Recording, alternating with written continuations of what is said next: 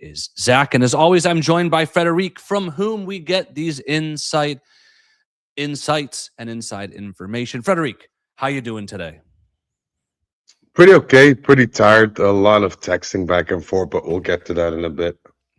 Yeah. In fact, it's good to see you. We haven't been on an episode together in a really long time, or at least a long time for us. Yeah, With the indeed. crashing out of the Champions League and everything, and just scheduling stuff. I think it's been a couple of weeks, which might have been the longest hiatus we've had from each other in over a year. So I'm glad that we're back at it. Same. For people new to the Scoop, let's just do a quick overview, and then we will get into our jam-packed schedule. The Scoop is Turin Giants transfer program. What we do here is we utilize inside contacts within Juventus that Frederic has, who are willing to share information with us on the condition of anonymity so that we can share it with you.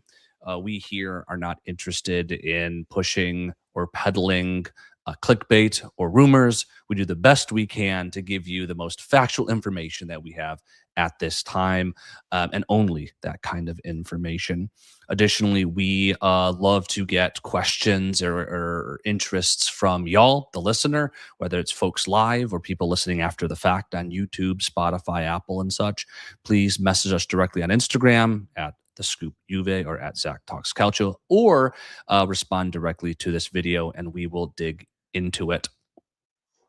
Also, quickly shout out, socials, Turn Giants on Instagram, really active there. Turn Giants official. Please like the video, subscribe if you haven't already, and check out turngiants.com for swag, such as the Scoop shirt I am wearing today. I think that's everything, Frederic. Did I miss something today? Very, very well put and very complete. Thank you for doing that. Good. It's been a while since I have done this. Gotta, get back on the horse, as they say. But let's get into what people really want to hear about. Yes, to the live chatters. Unfortunately, we do not do clickbait, or at least try not to. I know that's why Azaru, Del Piero, Igor, Large Boo, and Mitch are here today. But alas, y'all will have to get that elsewhere. Let's get into sort of three broad topics before we start talking about specific players, because there's a lot going on behind the scenes, and we've got a lot to cover. So some of these we just felt like it'd be better to cover altogether as opposed to going player by player. So Frederic, let's start with the management of the market. We talked a lot about who was managing the summer market with the arrival of Comoli, the winter market, because Ottolini had joined just before it began, if I'm not mistaken. How will Juventus's management be approaching, or is approaching, and will be approaching the summer market now that we sort of finally have the fully built out management structure? Well, you said it yourself, fully built out. That means that Comoli, Ottolini, and in a sense Spalletti, who has renewed, by the way, as you could see on our Instagram profile, will work in harmony and in symphony together to see what names are available and what the topics for this Juventus team are, as well as not based on the decision making, but also a bit of involvement from Elkan himself, who made it very clear towards management that he wants a competitive Juventus side and is willing to intervene where need be. So I think there'll be a lot of back and forth going between them. So I think it's going to be a team effort in a sense, finally.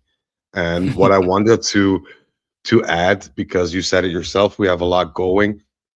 I think it's the first time in 6 or 7 years that we're so actively working in March already for the next season, which to me feels kind of positive, to be honest, because that means that you have a vision and a view, and you're trying to get ahead of the pack by moving things around fairly quickly. So I'm kind of excited in a way.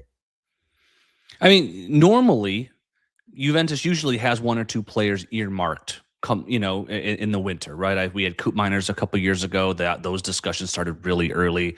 Obviously, in the era of our free transfers, those were always discussed in advance. But it did seem to be kind of one or two players. Are you saying that this year's differentiated because there's a whole host of players that we're pursuing, or how is this some differentiated from our approach in years past where we did approach and or court players early on in the process? I think we're a bit more aggressive in that sense, and that we're trying to get things done fairly quickly. Whereas in the past, we laid the groundwork only to try to finish it off in the actual mercato. Mm. While as now with a number of players that are going to be out of contracts in June, or the end of June to be specific, we're trying to get them in already in order to add the final touches in the mercato itself, and grab some of the opportunities that may or may not arise. But it's a sense of being more prepared for what's to come and having a clear vision rather than just, we'll see what happens in July and August. We just need that one player we've been targeting for a year now, and the rest is a bonus. It doesn't work like that anymore, and it makes Mhm. me feel a bit giddy inside, to be honest. Awesome. I can't believe I forgot to say this earlier, but this is a live show for people that are tuning in. If you have questions about a particular player, put it in the chat. What we do is we kind of get through our program where we've earmarked certain players that we want to discuss for whatever reason. We won't cover everybody, especially not everybody that's floating around the rumor verse right now. If you want to know about certain players, put in the chat. We will address it after the fact. Del Piero asks, where's our player list? The answer is starting on the next slide. We're just going to deal with these sort of broader topics first, and then we're going to get in a list of, I think, 18 players, 12 potential arrivals, 6 potential departures. And also to kind of spoil somewhat, Frederic mentioned free transfers. I think 7 of the 12 potential arrivals would be on a free. So lot to talk about. We're going to cover these first. Del Piero, don't worry. Then we'll go player by player. All right, goalkeeper situation. It is no secret anymore that the goalkeeper situation at Juventus is dire. We have completely bailed on Di Gregorio and are starting Perin, who has been, at least in my opinion, mediocre this year. We all knew that there would be changes at that position. Why are we kind of covering in this general topic instead of putting in a couple of players on the player list? Well, because it's still a very broad list, and from my opinion, or from what I get, send as feedback, is that Juventus have made a short list of a bunch of players, to be honest, in the keeper area, but to whom they feel are pretty much at the same level. So Mm. Juventus want to level out the goalkeeper situation, want to bring somebody in who's a proper number one and who honors our history of very good goalkeepers, and a number two. We are intentionally looking to bring in 2 goalkeepers. I kind of spoiled that a couple of episodes ago. I think it was on a post game, if I'm not mistaken. Mhm. But Juventus have lost all faith in Di Gregorio, not just Spalletti, management as a whole. And Perin was already generally known that he'd be out. So they're trying to figure out that combo in a sense that you have a steady number one, but still it could be challenged by that number two in a spot, or a number two that can grow out to be a number one. A lot of options, a lot of possibilities, and this is for Juventus a priority in all effects. But a lot of Mhm. things can just be dealt with given contract situation when the market's open, because there are not a lot of goalkeepers that will come in on a free transfer, or possibly good enough to get in on a free transfer. That's why we're laying the groundwork now, and I'm going to repeat it once more. We're looking for 2. We usually wait for questions to the end, but Del Piero kind of asks I think, a pertinent question where are you hearing any rumblings of maybe not conflict, but disagreements in the profile of these keepers between Comoli and Spalletti, one wanting a young keeper, one wanting a veteran keeper, or something along those lines? No, not at all. The vision is very aligned. They just want a trustworthy one, a good one. And should we be able to snag a promising goalkeeper from somewhere, then that's very much appreciated. But the number one goalkeeper will be an established name. I'm not Mhm. saying a big name, but it'll be an established one. Let's say a certainty in terms of quality. The number two, that's up for grabs. That's also to see what budget is available, what terms can be met, what not. But we are focusing on quality, Mhm. especially in the goalkeeper area, because Comoli, Spalletti, and Alcon are not happy. Let's talk about the loaned out player statuses. And for the sake of this discussion, we're talking about three players. We're talking about Nico Gonzalez, Douglas Luiz, both of whom we were all praying would be bought so that we could use that money. Um, but over the course of the season, that has become less and less likely. And then, of course, the man, the myth, the legend, the maybe longest serving non goalkeeper on our team, Artur. Um, Frederic, what have you heard about these three players? Is there any hope that Villa will purchase Douglas Luiz? If so, what can we expect there? Is Nico really done at Atleti, and will Artur be bought based on the rumors that we heard over the winter? I'm going to start with Artur. Artur is a non-issue in the sense that financially he's not that big of a deal for us anymore. We will probably sell him. There have been some talks going back and forth, but Juventus were very smart to push that a bit further out because the contract is still running, even though the loan option hasn't expired yet. So they're waiting to see and trying to make the most of it. They'll get something out of it. So I think there are three or four teams that are fairly interested in Arthur, but because of his financial repercussions or the lack thereof, he's not a priority to be dealt with. We'll get rid of him probably, and we'll even make some sort of, I'm not going to say profit on him, but it's going to be a non-issue in that respect. So A book profit, not because at this yeah, point probably he's amortized out, isn't he? So, he, close to, yeah, close to, yeah. yeah, yeah. All right, So and let's go to the other ones. Artur, I think a lot of us, myself included, kind of want to forget he exists. Um, let's you get to do. the other two where there might be some money behind him. Yeah, so Nico still has to play 7 games for Atletico in order to trigger the option, which is going to be problematic, given the fact that there are, I'm thinking, 8 or 9 games in La Liga. Yes, Um, it's extremely unlikely at this point. yeah. Um, Part of people, a lot of people are saying that it's a bit of a planned thing that Atletico did, apart from Hmm. the injury and everything, in order not to trigger that and sit down with Juventus at the negotiation table, which could be a fair point. I don't see Comoli biting. I think he had a fairly good season, and I think his market value has been increased, and that was what Juventus was looking for, to increase the market value or ship him off to Atletico. Both options are still on the table. Nothing's been set in stone yet. Maybe a little bicker over 1 million or five or something like that, but I can't see realistically Nico Gonzalez rejoining our ranks. Um, I have heard though that Spalletti, if the option is not triggered, Spalletti is gonna call him up for preseason just to see him in the flesh, to see what he can do, because obviously Spalletti has never had contact with him in a formal sense, hasn't seen him on the pitch.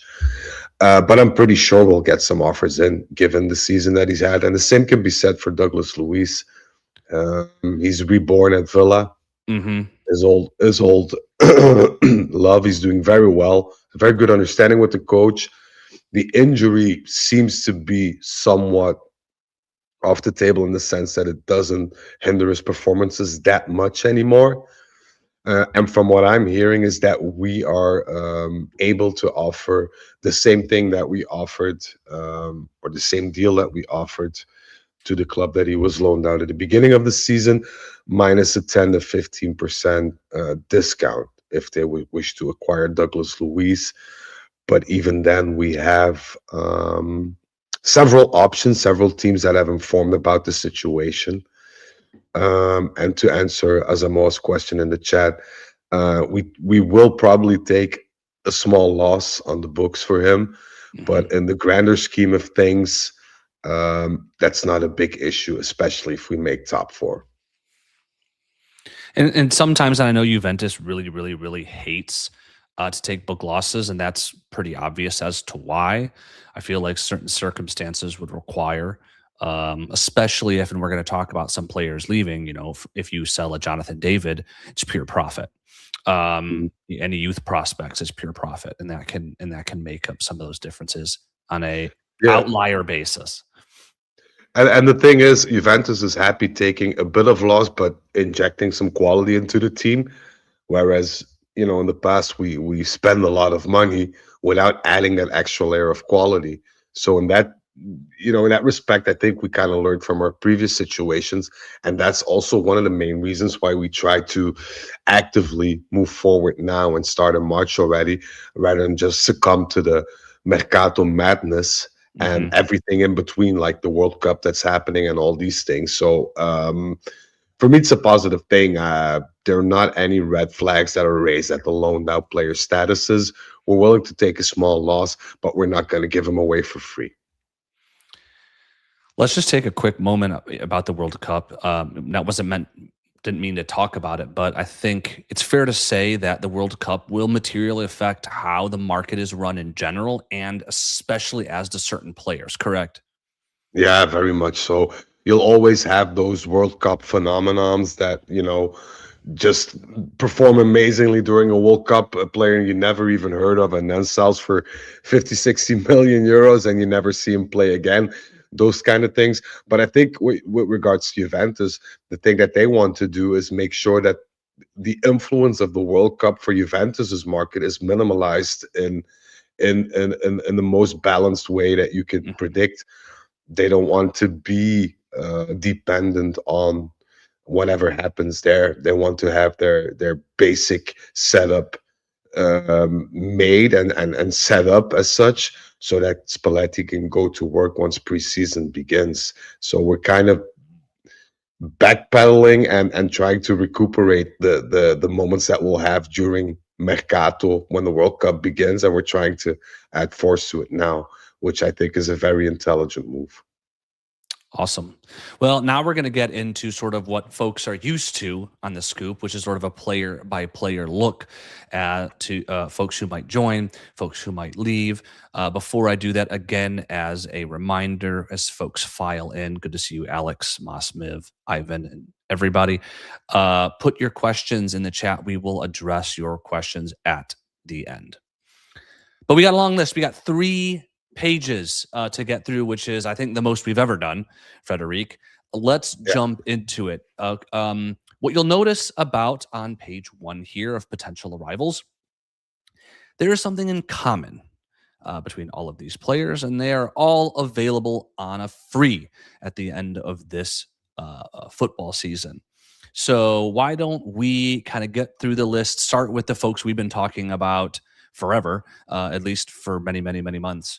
And then we'll get into some of the newer names or the younger names that we have towards the end, like Robert Lewandowski, Casemiro, and the like. But let's kick it off with Senesi. We earmarked him as a defensive player that we've wanted for a long time. There have been reports that we've reached out and we've given a contract offer. What's really happening with Senesi? What can we expect moving forward with regards to this player? The last couple of days, we've intensified contacts. I'm not aware of any contracts that we offer them, but we have been talking about salary as with regards to what he would like to and what we're willing to offer. And Senesi and his management were fairly enthusiastic about that. Barcelona officially are out of the race, as they say, and I hear a lot of positivity about the communication between Senesi's team and Juventus, and it intensified. And if such things happen, then there will be an outcome pretty soonishly, I think. So I don't want to go out on a limb here, but I think Senesi was one of the main targets we had, and I think he'll be one of the first targets we'll get in. I'm hearing a lot of good things, constant going back and forth, and that's why I marked Senesi as hot. I want to make a petition to make soonishly a word. I It think is it's a not. word, and in my vocabulary, it is. um, well, let's move on to Bernardo Silva, someone we reported back in the summer.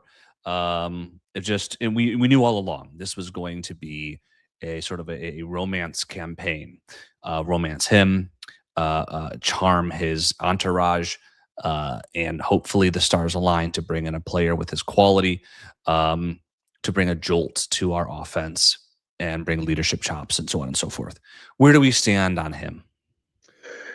A bit of the same boat as Senesi in the sense that he was an early target, as we stated first last summer already. We've been charming the pants off of him ever since, and, and we're continuing to do so. And his management and Bernardo Silva have opened up to a more detailed perspective of what Juventus could offer in the future. Whereas I personally expected that Bernardo Silva would have said, okay, time is coming for me to make a decision. I'm not going to. He's actually very, very charmed by Juventus, and the prospect of playing in Italy certainly plays a part in that. And I'm not saying it's a done deal; it's far from it. But we're exploring the salary, we're exploring the bonuses in accordance with his management, which is a big step ahead for us eventually to propose an offer. And I think Bernardo Silva's team has made it very clear that he doesn't want to play the waiting game too long. He wants to decide his new club prior to the World Cup happening. He wants those things out of his head. He wants to have that peace of mind when playing the World Cup or during the World Cup. So it's progressing and not in a negative sense. I think that's the most stable way to put it. Needless to say, you've put him at. Warm. Okay. Apologies. All right. So I think most Juventini that I've spoken with, who that have commented and so forth, are encouraged or excited about the potential that Senesi and Silva join. Even if you're like Moss Miv in the chat, where you say you have no confidence that it'll actually happen, I think most people view the possibility that it does positively. The next player on our list is not necessarily in the same boat. Goretzka. I've seen a very polarized opinion on him joining. Some people saying it'd be great for good fit for Italian football, good fit for the locker room. Other people saying he's completely washed. We're not necessarily here today to give us you our opinions. Certainly not during this portion of the show. Give you our opinion on this. More so, just report on what Frederic is hearing behind the scenes. And to that point, Frederic, what are you hearing as to Goretzka's joining? Well, at first, Goretzka and Silva were a bit competitors in the sense that whoever we can snag first will be the one. But then Spalletti all of a sudden used your phrase, Zach, when he got the chance to vote Silva or Team Goretzka, and he said, "Por qué no los dos?" And he explained very well that he saw different qualities in a Silva and different qualities in a Goretzka. But he also explained to management how it would work in the team. And basically, Goretzka is somebody you can bring in who offers, according to Spalletti, some volume, some quantity, some experience. Whereas Bernardo Silva, of course, is known more for his, let's say, his more footballing value. But given the fact that Spalletti really wants two midfielders at least, Goretzka in that term is a bit of a opportunity because transfer free, a lot of experience, and somebody who can be very versatile in midfield. And so I'm going to put him in the same boat as Silva. I'm not going to say they're direct competitors. I'm going to say that they're both players that if we can bring them in. I feel confident that we will bring them in. But, and this is my segue into the next three names, but if you're getting into midfielders, Bernardo Silva of the five midfielders in a row sort of stands out as the more creative force of Mhm. that. While the following four, I would put more so as whether more deep lying or box to box types. Um, Yeah. at least in a somewhat similar profile together. So we wouldn't expect to see Goretzka, Kessie, Casemiro, Schlager all join, right? I mean, I think from my perspective, and tell me if I'm wrong, it looks like Goretzka, Kessie, Casemiro, and Schlager would all be sort of vying for that same midfield spot. Is that how you and management see it, or am I Yeah. wrong here? Yeah, even so to the fact that Kessié is seen as the parachute of either Bernardo Silva or Goretzka, the plan B, so to speak. Even though they had more meetings with Kessié and management, especially in real life, not just phone chat or email chat, but Kessié is more concrete in that sense, but they keep, holding him on the side to see how the Silva Goretzka situation will evolve. I'm pretty confident that if Goretzka tomorrow should say, "Well, I'm not interested. I'm going to Milan or Inter or wherever," then they'll make a move for Kessié just because of the fact that they're transfer free. And Goretzka and Kessié's abilities sort of overlap in that sense. So I've put Kessié at warm as well because I think they're keeping him warm just for that objective to have that plan B and not be left empty-handed should somebody not choose Juventus. With regards to Casemiro and Schlager, I'm going to be very cold, very short. Casemiro's ice cold. Think it's a media thing. I've heard nothing about him being offered or whatever. When I texted that name to my source, I got a crying, laughing emoji. So I could mark it down as ice cold. And Schlager, there was some, link up in the beginning, especially around January, but that kind of fairly fell into Spalletti's lab, and Spalletti said, "This is not a player I want to bring in or I can work with, especially due to his injury Yeah, history." that's what I was going So to say. We have several folks from Austria who frequently tune in, and they have, I know, always brought up, "Hey, is there any update on Schlager? Any update? Any update?" Well, unfortunately, the update is that his temperature is what, Frederic? cold for now. It could change because I want to be very objective on this name. Schlager is a very Comoli-esque name. Hmm. Comoli has been charmed with him ever since, I don't know, 5 or 6 years ago. So I wouldn't rule out him coming, but it all depends on the availability in midfield, the budget, and of course the salary, which is for Juventus at this point a big issue. They have set a salary cap and they want to spend it wisely. Just taking a step back, and as we look at these midfielders, the Casemiro one, I don't even know where that came from. 34, 35-year-old does not fit with the same profile. Goretzka, Silva, they're both 31. Kessie's, I don't even think 30 yet. He No. still's got a lot of career ahead of him. Schlager, I believe, is about the same age too. He just has injury issues.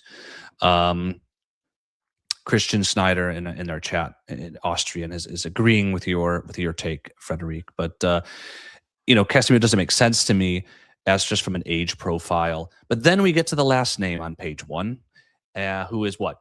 My age? What is he? 37, 38. Yeah, he is. He's we're staring down 40 together. Robert Lewandowski. Okay, several folks in the chat asked, "Do we have an update on him? I want him." Blah blah blah. This kind of has come out of nowhere. Where do we stand? Well, it's a difficult one because Spalletti and Comoli want two new forwards. So, given the basis, and I'm gonna spoil a bit, there are gonna be two forwards on our current roster that will be shown the door very soon. You need to replace them, especially if you're playing multiple competitions.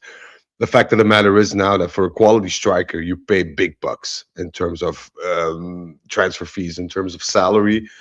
So the idea when Robert Lewandowski management was fishing all around Europe was, hey, maybe it's not a bad thing if we can bring him in for a year, because this is a player that you know that in Serie A will do quite well regardless of the age. This is a player that can be of meaning to us and can be view as or seen as the number nine in characteristic that Spalletti wants.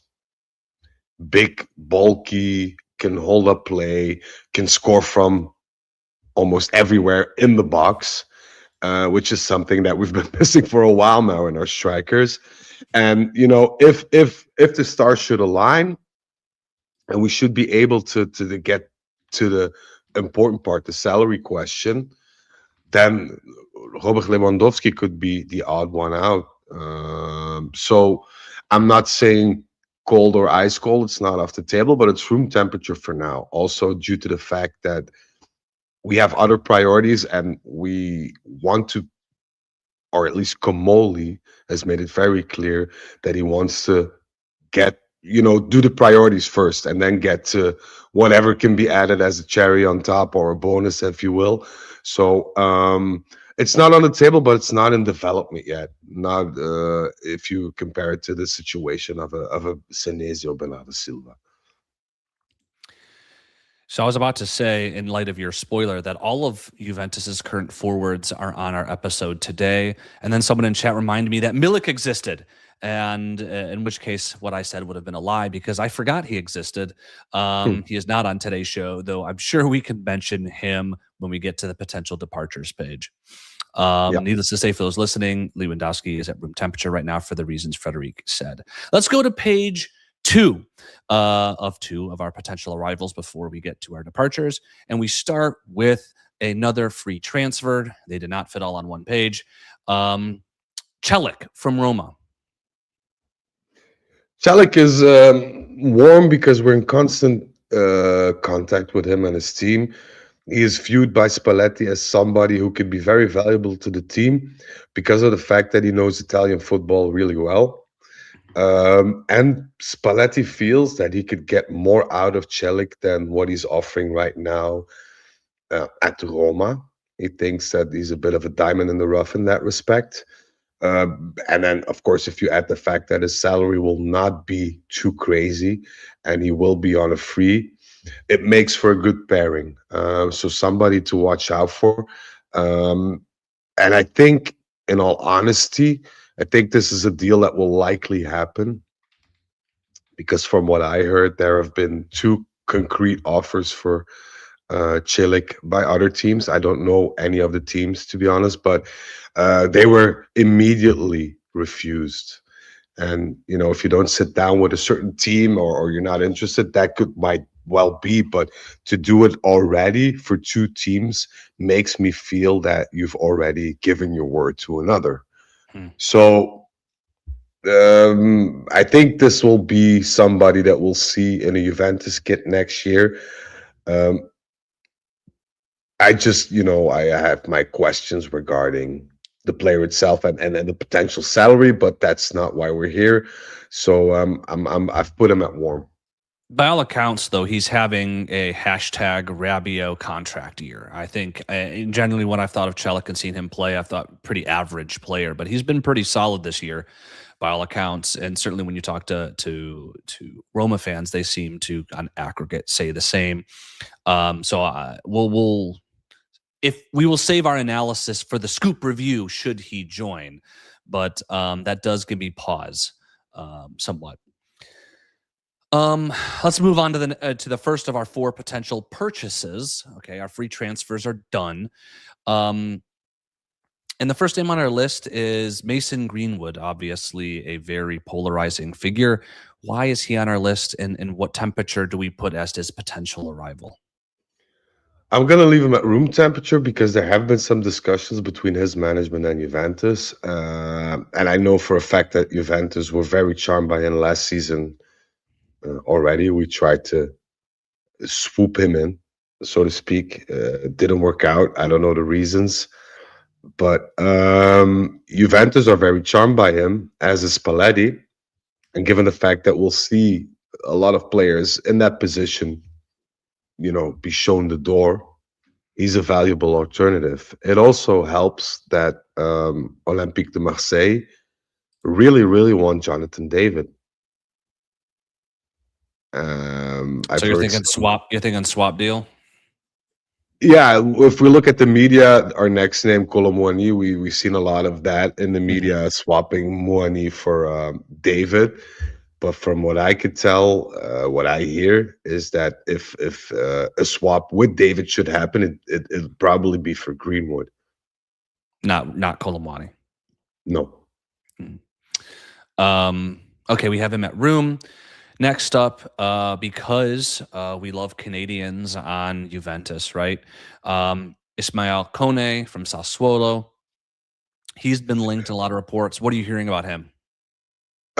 For now, I've put him on ice cold because, from what I could tell, or my source could tell me, is that there has been no official communication, not between Sassuolo and Juventus, not between um, Juventus and Kone or Kone's management or whatever. So for that reason alone, I put him at ice cold, not because I'm saying it's never going to happen or whatever. I just didn't get any feedback about that.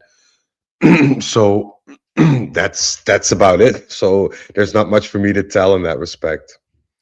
But we do have a really good working relationship with Sassuolo. I feel like if we have money, which is a big if, depending on how some of these loans and whatnot and Openda and everything shape out, if we have money, I feel like there's a deal to be had from Sassuolo as opposed to other teams in Italy that just refuse to deal with us. Yeah. Yeah, and it'll be also, I think, that priority list that I mentioned earlier will be very important in that respect. Hmm. I don't know if he's in that priority list or if he's considered as somebody who could potentially be a priority in that position. So the focus then could very well shift. But from my sources, I've not heard anything concrete yet. Well, let's move on to the last two names. Two names very, very familiar and hot in the minds of Juventini. The first is the ever present Randall Colomwani on our list. I feel like he's been on our list forever. Um, even when he was on our team, he was still on our list. Um, and then we'll end with the loan of Jeremy Boga as to whether we will exercise that option. Tackle RKM first, Frederic. You already said that a transfer with David or an exchange with David is not on the books for him. What are the chances he comes in after a fairly poor Tottenham outing and obviously being on the outs with PSG? Well, he wants Juventus. Juventus want him. It's as simple as that. But that's I been the see story. people That's with, been the story, yeah, right? I mean, yeah, it's true. but he's not here. So, what are we No, looking at as to the likelihood of that, considering PSG and the finances and all that stuff? I'd put him, well, personally on room temperature for now. Not because I don't think it will not happen, because I know both parties are interested in having that matrimony. But I do feel that Colomoni is not going to be the priority. We tend to focus a lot because he's been here and whatever.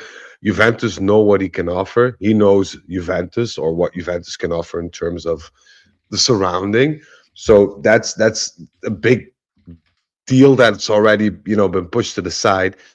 So I think that the matrimony probably will happen, but it's not going to be something that we'll put our focus and our money into.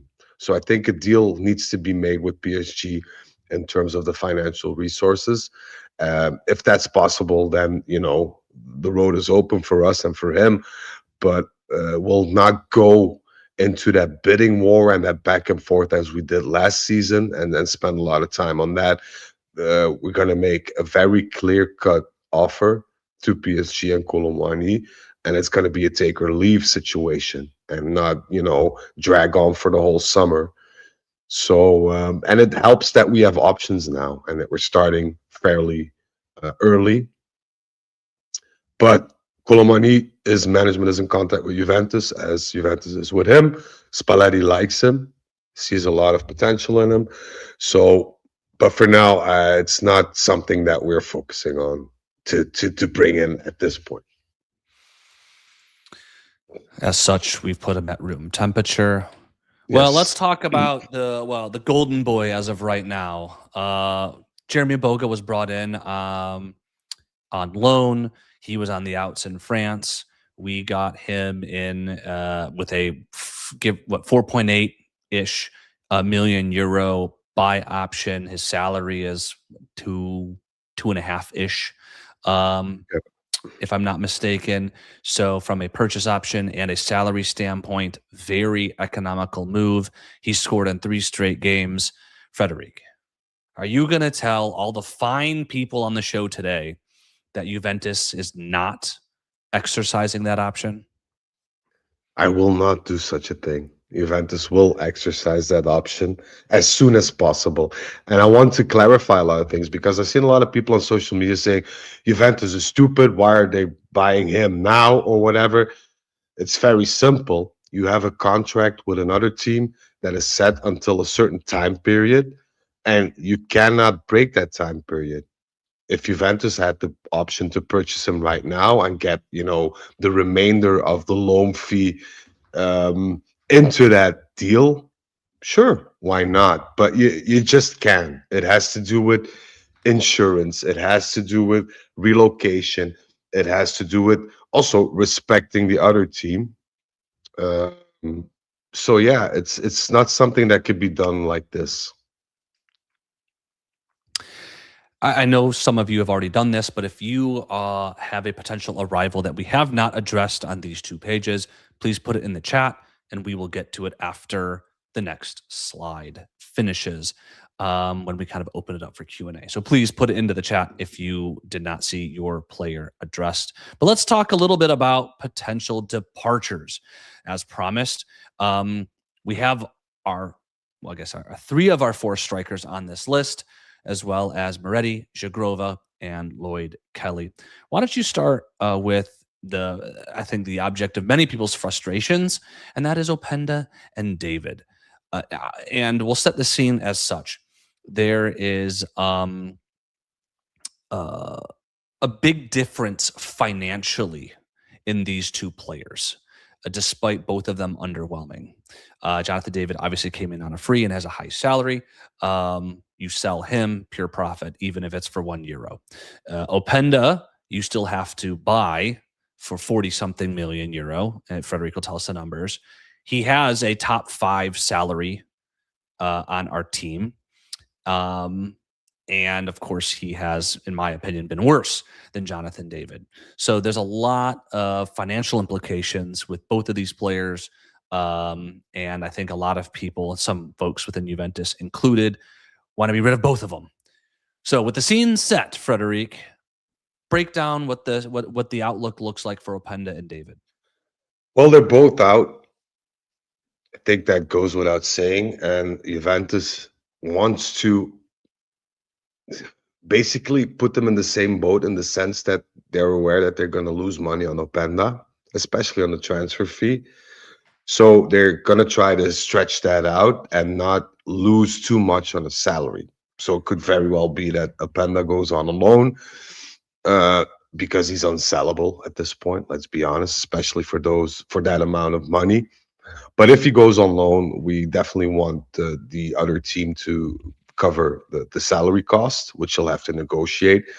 And we're pretty much fine with that because we view it as the money that we lose on Openda transfer wise, we can recuperate with Jonathan David, be it in the sense of a direct swap with a player that we like, or be it financially in a lump sum or whatever. But there is no room for Openda nor David in our lineup next season. What a disaster that you would have to use your free transfer. That's like free money to cover Mhm. the expense of the world's most confusing transfer. Yeah. Um, Yeah, Absolute and disaster. Okay. this is something that Alcon was very upset about with Comoli because Luis Openda was a Comoli transfer in all aspects, Yeah. and And he's very Kaboli can't say anything about it. I mean, you got to take that one on the chin. Like that, you got to yeah take that. You got to take the L on yeah that one. You can't talk your way out of that. It is no no no we struggled. Like we try to be. I'll be honest. We try to be objective when we do the scoop review of players. Um, Openda, we actually disagreed. It was the first player we kind of disagreed with when we met about it because it was clueless as to why this transfer is happening, but we kind of wanted to be a little bit more positive, see the optimism in the move, and it was really tough for us. And we had I we've just been baffled. We've been baffled at the start. We've been baffled all the way here. I It's think just crazy. I think with Openda, if we had another coach after Tudor, you could see his value or could find a place in that team. To be honest, but the way that Spalletti plays, and he tried, my man tried to fit him Yeah. No, in the just team, but he doesn't. it just doesn't work. And I think it's very clear to Juventus as well, even though that it's a big L, that they have to take this L in order to grow. Because if you just keep him just to keep him, then you'll eventually just lose. And it's not the same with David because they see a lot of potential with David, but the chemistry is just not there. The chemistry is not there, not in terms of the team as a whole with David and David, leaving his mark on Juventus. So that just didn't work out, but we're not losing too much on it. And I'm going to have to be very honest with you. If we could swap David for a very good player or get 35 million in, I'd be content with that. Not happy, but content. So we'll see what happens, but there's going to be a lot of ink that's going to flow about these two guys the coming months. Yeah, Azaru That's is equally as grumpy as us. Um, but needless to say, the temperature as to the likelihood that they leave for Openda and David, Frederic. hot, hot. And I won't rule out a red hot in the foreseeable future. Well, and that is a good segue to the fact that we were asked by y'all, because we did ask you at the end of the January market, do you want us to kind of routinely do these before the market opens? Y'all said yes. So the idea is that you'll be hearing from us again in April, May, and such, so that we will flex these as whatever the situation is and as it develops over time. Yeah. All right, let's get to Moretti. Moretti was highlighted by a few folks in chat, mostly from an interest in seeing him go. Uh, where do we stand on Fabio Moretti's future at Juventus? Well, he has a lot of offers, and Spalletti thinks that he's a good jolly in the sense that you can bring him in, as a backup. But given the fact that we're pursuing a lot of other midfielders who have a lot more quality objectively and a lot more experience, Fabio Moretti has been told already that if offers should arise, that he wants to entertain, that Juventus are open for it. So it's not that we're pushing him out of the door, but we're showing him where the door is and making sure that he knows how to open it, so to speak. So we're very tactfully, because Moretti, in terms financially, doesn't cost us a lot. But sportingly, Spalletti made it very clear that he doesn't offer the things that Spalletti was hoping for, kind of an evolution, so to speak. I think we can all agree with that. Yeah, Just from the eyeball test. yeah, yeah. From the eyeball test, and in that respect, it's kind of similar to the Jonathan David story, because should he go for a decent amount, well, that's basically free money in all respects. So Yeah, I'm not saying he'll go for 50 or 60 million, but I think our management is capable enough to squeeze out 20 million, 25 yeah. million out of Fabio Moretti, which, I'd if you take have all 20. these midfielders coming in, I think it should be a done deal as well. I think we've all seen it, we've all witnessed it. So Needless to say, more likely than not, we have him at Warm. Well, the next name on our list is the third summer acquisition on our list. That's always a mark of a successful market. Eden Jagrova. Why is he on the list and where do we stand? Aiden has made progress, but not the amount of progress that Spalletti wants to see. And it was made very clear because there was a team, and I don't know the name, that wasn't, nobody told me, but there's been a team already that said if you should sell him, we're willing to fork out 28 million euros. I mean, that's a profit. He didn't cost That's that a much. profit. Yeah. That's a profit, of course. And Juventus are very confident that they could even get more out of a transfer. But it's still a bit up in the air because Spalletti wants to see how he'll react to the remainder of the season. Mhm. Uh, but he's not somebody that Spalletti says this is somebody I want to keep. So he's a bit in the same boat as Moretti. We'll probably, if we should sell him, we'll make some sort of profit, and he's not the key player that we need in our ranks for next season. Can I add, I'm kind of derailing my own show for a second here because Derail away. this was asked much earlier, and for folks who followed Juventus last year, they will know that I am a big fan of Nico Gonzalez. Obviously, not going to debate that it didn't work out last season, as all three of our main signings flopped. But from his profile and from the advances he's made this year with Atletico, with a new coach, him returning to Italian football to play a Vice Yildiz, and Vice Chico, Vice 10 rotational player, to me seems almost obvious, especially if Zagrova leaves. Yeah. Um, am I talking crazy here? No, I think that's one of the main reasons why Spalletti said, I want to, if things don't work out transfer wise, I want to call him up for preseason to see what he has to offer. But I think Spalletti's also being a bit careful in the sense that he doesn't want to have another Zigrova story, that you get somebody in who you think is very good or will do some damage in a positive way and then, flop eventually. So I think he's a bit on the cautious side there, but I don't know. I don't know. There's a lot of things that need to be said and done before that happens. All right, sorry for derailing. Needless to say, Zagrova's at warm. Lloyd Kelly's on our list. I think that most of us are very pleased with his performance this year. You and I, especially, have sung his praises. Um, are we letting him go, or are big offers coming in? What is the deal with Lloyd Kelly, and why is he on our list? Lloyd Kelly is happy at Juventus, and Juventus is happy with Lloyd Kelly for now. There's been a lot of interest, a lot of teams that reached out, managers that reached out, and Juventus basically said, "Well, he's not for sale, but he's not for sale for 25 million. If somebody comes in with 50 million, so to speak, this is just something I'm throwing out there, then all of a sudden Lloyd Kelly could be for sale. I think it's one of those things that if an offer arrives that's too good to be true, that we're willing to take the chance and send Lloyd Kelly packing, even though we're very happy with him. Even if he stays, we're happy. So it's a bit of a win-win in that regard. And I do Hmm. feel that there will be a lot of attention towards him in the transfer market, especially from the EPL itself. But should it come to a deal with another club, then it's going to be a win-win for everybody involved.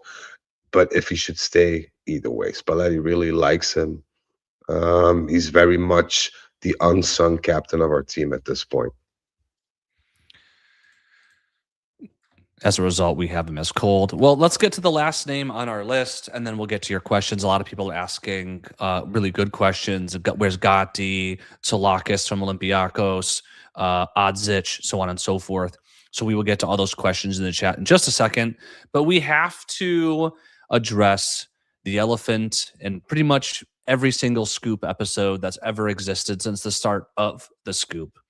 That has been Dusan Vlahovic. In the summer, it was we got to get rid of him, which was a Sisyphusian effort. You were never going to really get that work with the salary he was asking for. He joins, he starts, he scores a couple goals, then he breaks himself. And now we're hearing reports of a renewal for like 1/3 the salary or whatever. Which to me sounds a little bit absurd. I kind of want us to just bid him adieu and start over. Frederic, what is the Yeah, latest with your man we're Duchan? not gonna do that. We're not gonna do that, unfortunately. Um, the thing that I heard, the last thing I heard is that it was possible that we find an agreement with him for 1+1 season, an add-on, sort of said, and but at a very big discount salary rise. I've heard numbers floating between 5.3 without bonuses to 6 with bonuses included. But Vlahovic has made it very clear that he made some mistakes in the past, especially with his manager. Things went haywire in terms of negotiations, and he's very sorry that that happened. It's hitting him in the pocketbook. Of course, he's sorry. Yeah, yeah, he says that while cashing a big check this season. But Spalletti thinks that he could be of added value, and in all honesty, if we compare figures and if we went for a new striker in that respect, even if we were to get a transfer free one, I think the expenses would be the same. You know what you get with Vlahovic. You have the opportunity for Spalletti to maybe make him better because, in all honesty, he didn't have the best of working situations in terms of football. He wasn't presented the most offensive coaches, but it is what it is. Vlahovic will always be Vlahovic. I'm not going to expand on that, but I think financially, it makes a bit of sense because if you do a 1+1, and he should have, or he might have a good season, that you can still sell him on for a bit of money. So instead of throwing everything away, it's a fairly calculated gamble. But I'm not hearing positive things from both parties, so I think we'll continue with Dusan. So the chance that he leaves as a Is result is cold. cold, which means we might be stuck with a few more years of our man Duchan.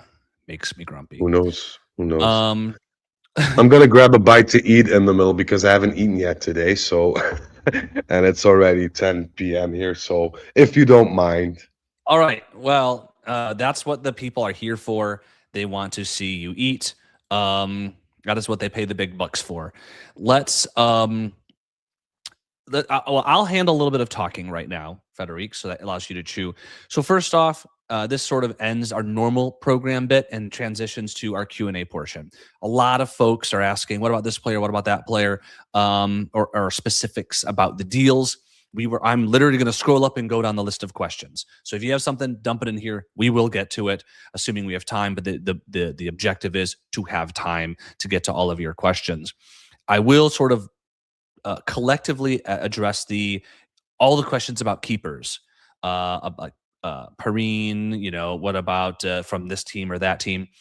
We handled keepers sort of holistically at the beginning of this program. What Frederic basically said was that Perrine and Di Gregorio are done. Juventus management is going to be looking to bring in 2 keepers. Their list is very long. And unfortunately, it's not hierarchical at this point, so we can't necessarily report on any individuals. It's very thin, which means that a lot of people are being evaluated at a similar level. So if you want to hear that discussion, you can rewind back to, I don't know, 15, 20 minutes into the episode, give or take. But we will be reporting on specific players once that thin, wide list of keepers starts getting put into hierarchies as the management evaluates and sort of prioritize certain folks over others. yeah, So hopefully that gave you some time to chew, Frederic, to rehash that for yeah. all of the goalkeeper questions in chat. I will now scroll up and see where we get as to specific players. If I miss yours because I'm scrolling and trying to bounce back and forth, put it at the bottom of the chat and I'll get to it. Let's talk about Milik. We were joking about him before. I mean, we know he's done at Juventus. Is he? I mean, are they looking to get rid of him at the end of this year, or is he going to just ride out his contract? His the 1 year remaining on his contract. Milik is of no concern to Juventus in terms of they don't count on him availability wise. They don't necessarily want to monetize out of him because there's nothing to monetize. So that's somebody that you'll see probably leave at the end of August. There's been some talks about, breaking the contract, but I don't see that happening, to be honest. By I buying him honestly, out, you mean? no, a unilateral decision where he Oh, can okay. leave Yeah, for mutual zero. consent. Yeah. Yeah, but I don't see that happening. I just think he's the kind of player that you'll see leave at the end of August. All right, our first question that I found was from Osama. He asks about Maharamovic. In the winter, we talked about him a lot. Obviously, Juventus has, or if this is new to you, Juventus has a buy option, a buy clause on him where we get 50% of the sale price, which means we could get 50% discount if we were to purchase him at a market competitive price. Um, is he viewed as an alternative, as Osama says, to Senesi, or as a potential addition to our defense, including Senesi? Or is he not It being could be considered anymore? no, no, no. He's considered. He's on the list, but he's not considered as a priority in that respect. And we have yet to know, and that's where we are a bit, kind of screwed over by Sassuolo. I feel Mhm. we've asked for their pricing, what they feel that Muharrem is worth, and we have yet to receive an answer in the sense that they said we'll see how the season develops prior to making that price, and that although it's a bit logic, didn't come across very well for Juventus because Juventus wants to plan ahead, and it's very clear that Sassuolo would rather not choose to sell to Juventus, but sell somewhere else for possibly a bigger amount. So there are a lot of mixed signals in between that communication, Mhm. also pushing Juventus to look for alternatives, possibly cheaper alternatives. So that's not also not a priority at this point for Juventus. Gotcha. Thomas has a question as to our free transfers. We talked a lot about Bernardo Silva and Senesi, and you did talk about it slightly, but maybe thinking more of a general question. He kind of wants to know why haven't we gotten the news that these guys are signed? Like if we've been charming the pants off of them for 6 to 8 months, what's there left to do? Why is it taking so long? Well, I think it's very clear that the Champions League thing is of great importance to a lot of these players. I don't think Bernardo Silva's the type of player they'll say, okay, I can choose 10 teams. I'll sign now for the one that, is in most danger of not reaching Champions League. I think that's a big issue because what people don't understand is if you sign a player, he'll get bonuses, as every player does, but that's usually divided into segments. You have your Serie A bonus, but you also have your Champions League bonus, which is significantly higher because the payouts in Champions League are higher as well.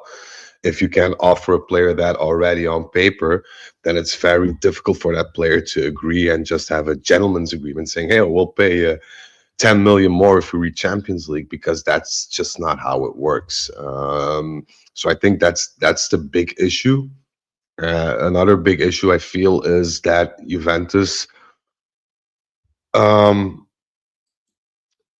is trying to get them in, but not trying to be hasty in the sense that we have marked these players as important as priorities, but let's not, push too much. Let's see what happens. Let's take our time to develop and make clear agreements, and see, also get a sense of how the player is as a human being. I think that's very important because signing a piece of paper is something anyone can do, but I think Juventus also want to value the person behind the pen and see how they react to different situations.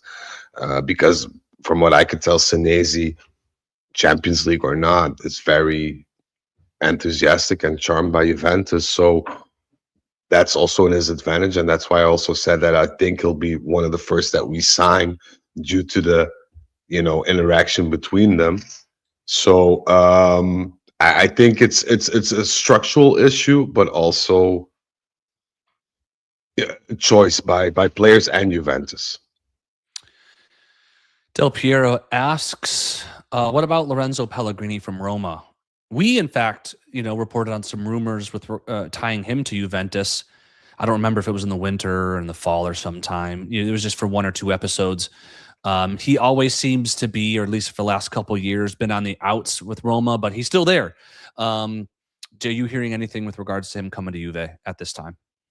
No, I've heard that, Spalletti values him as a player, but he's not somebody that you put at the top of your priority list in March. And And I I can wouldn't see, over some of the midfielders that we discussed today, right? If you get a yeah, free transfer of Kessie or, I know people are split on Goretzka, but Goretzka, you probably go for those guys first. yeah, And arguably Pellegrini would want to play actually more up in the Bernardo Silva type situation, and I think you take Bernardo Silva over Pellegrini any day and twice on Sunday. yeah, Yeah. very true. So it's a matter of priorities again, and I think there will be a lot of people that are on that list or viewed as alternatives or whatever. But I think it's very good that we set these priorities. We shoot for the stars and see what happens. Um, and I honestly feel that a lot of players that are mentioned now in chat, I also see Mingueza popping up, is players that we could sign straight away, but we don't want to. We want to see if we can get somebody better, maybe somebody more experienced, whatever the criteria are, and use them as a bit of a plan B and not fall into let's buy Openda the last day on transfer market deadline day just to have Jeez. somebody. Yeah. So I think in that respect, it's a very cohesive and very thought out strategy by Juventus by just prioritizing and having option B, maybe possibly even C at hand, or having, their agreements already made or whatever, so that we don't have to fall into that whole um, thing of buying a player outright just because we've run out of options. Yeah, Mingueza is another player that would be available on a free, and we'll Yeah. get to them. We'll get to them. But Saraz and Christian Snyder want to know about Xerxes. That apparently has hit the rumor mill today. Have you heard anything about Xerxes? Xerxes is a player that sparked interest in Juventus a year ago, Hmm. but even in the winter, I didn't hear anything substantial. So it would surprise me because I don't think that Xerxes is the Spalletti number nine. Yeah, I don't think he is either. I don't think he's. I mean, we know he's a Molto number 9, Yeah, but I don't yeah. think he's a. I don't think he's a Spalletti one. So that would surprise For me. me personally, it would surprise me. If he comes on a free or whatever, on a loan for free, or I don't know, then you'll say, well, let's make room for him because he doesn't cost us anything. But to invest in a player that doesn't fit your playing style I mean, and has been underwhelmed. he's just a taller Jonathan David. I mean, Yeah, in a lot of in a ways, sense. he's sort of this deep lying, passing, build up, play type striker that will then sort of morph into a poacher Yeah. in the box. Just exactly Jonathan David. He's just taller. Yeah, I think I also feel that, he could be a valid addition if he is option C on August 28th. If you And ran you through don't all the do a names. 2 million euro No, buy no, trade no, no, option. no, no, no, no, no, no. I think if that'll happen again this season, Alcon will fire everybody like in a nanosecond because the Unreal. Openda thing really got to him. And rightfully so, I feel. Osama mentions, but we'll morph this comment into a question. Jean Mario, obviously not played under Spalletti at all. Dry loan to Bologna, where I think he scored a goal. Yeah. Have you heard anything as to his future? No, I think it's pretty certain that he'll leave Juventus. I just don't know in what way, shape, or form, because from what I heard in the winter, apart from Bologna, there wasn't any solid offer from whatever team. So I hope he does well at Bologna and see where we land. But I don't think that's the kind of player you're counting on to make a difference financially in terms of transfer. So I think Juventus at that point will take whatever they can get, and I don't think we'll see him in our ranks. No. Well, a player that's currently still with us, but also doesn't play. Odzic. Ivan wants to know what is going on with Odzic. We expected, from all the indication, that he would go on loan the second half of this year. That did not happen. He is not featuring in meaningful minutes with this team. Um, what are you hearing as to him? Are we done, or are we going to look for a meaningful loan to a Serie A team We're next year to try to we're unlock him? really trying. We're real trying to get him into that loan situation, but he's not feeling it right now, Hmm. and he wasn't feeling that in the winter. Well, a lot of conversations, a lot of teams interested.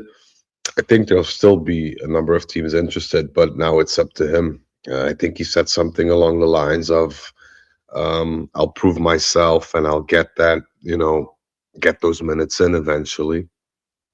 That didn't happen. I don't see it happening the coming games because they're way too important. And I also hear that his training hasn't been all that good, and not in terms of quality, but in terms of pulling through and giving it his all. So I think that's a pickle for management for sure. That's going I to be mean, a tough one. I mean, on one hand, yeah, but from a financial standpoint, not really. We bought him for very little. So Hmm. financially, it's not. It's a Moretti, Fagioli, Nicolosi, Caviglia type scenario, right? Um, uh, but The obviously, only from a thing, personal, go ahead. sorry, the only thing I feel is that Juventus management don't want to shoot themselves in the foot by selling somebody with high potential without giving him the time to explore that potential.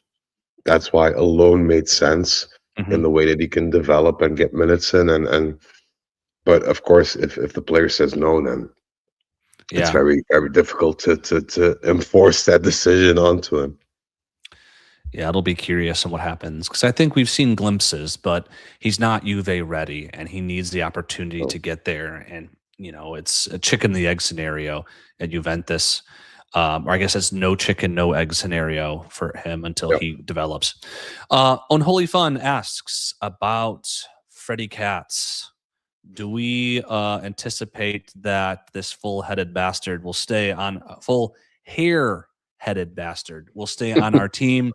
Um, he makes surprisingly a lot for a rotational, somewhat underwhelming, at least this year's center back. What does the future look like for him right now? His future, from what I could tell, is a bit intertwined with the future of Bremer. I think if Mm. Bremer should stay, and Bremer will be, I think if he stays, our starting center back alongside with Senesi. That's my honest opinion. Then you need a rotational player. And I think then, Spalletti also made it clear that he's not a starting player for Spalletti. So now the decision is up to him. If Bremer stays and Senesi gets pulled in, what do you want to do? You want to sit on the bench and be that rotational player? Or do you want to explore a new adventure? For Juventus, it's either way because they're focusing on the Senesi Bremer partnership.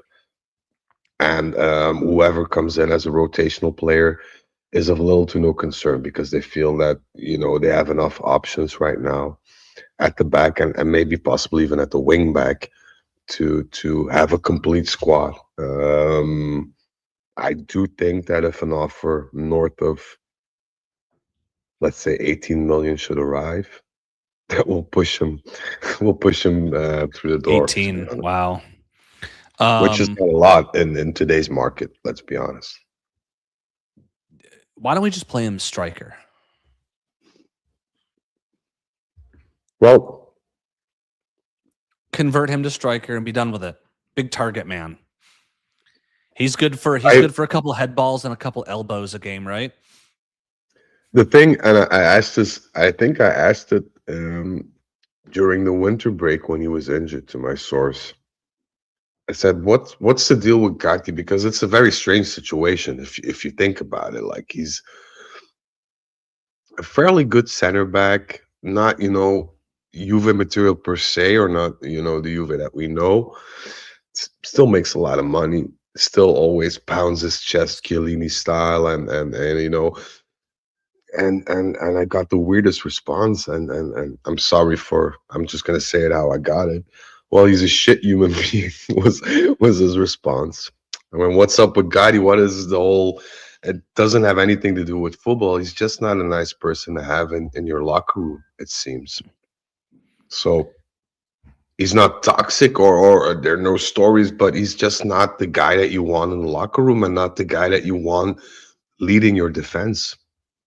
Which is crazy to hear because I mean, we know Mota's captaincy situation was a little bit ad hoc, but he captained our side.